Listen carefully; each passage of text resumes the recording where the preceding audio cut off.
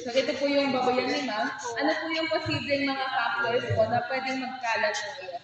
Lagyan niyo po ng picture. So, ay, ng sticker. Sticker pa ito. Ay, yari po. Ay, Dito. Pero Seng.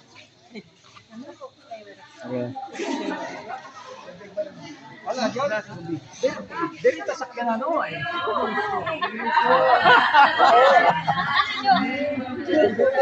May nakalagay lang po. Naunhan rin po ni mo sa susuba. Dito na mo sa kita pa, wala. Kita pa. Tulong. Kita pa. Tingala ko sunod na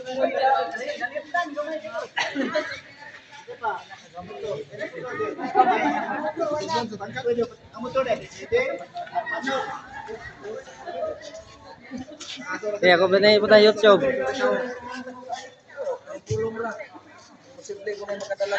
Shout out sa'yo, idol. Follow sa YouTube. Ay, sa page mo doon.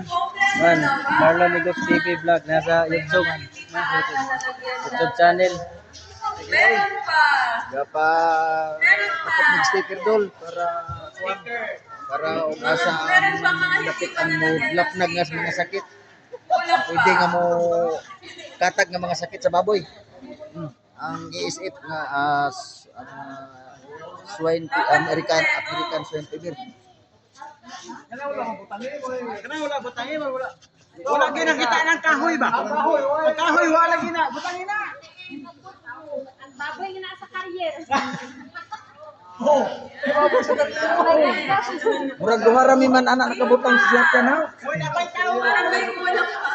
Puloy ba? Okay na po ba? Si Puloy ito.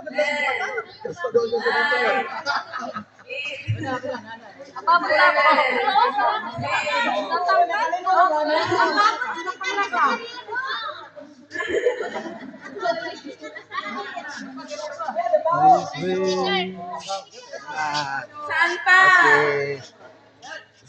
Ano? Nalagyan din. Okay. Nahuli si ma'am. Hindi nalagyan agad. Okay po. So, isa-isa. Bakit hindi po nilagyan ng sticker po dito sa butakan na? Nilagyan ng sticker ang butakal man para lumaganap ang bike case. Sabi din sa magkalat na sabi po yung kolong sabi po ito, sasakyan. Bakit po naglagay dito sa bike? Ay, sino po naglagay dito? Bakit po sa bike po?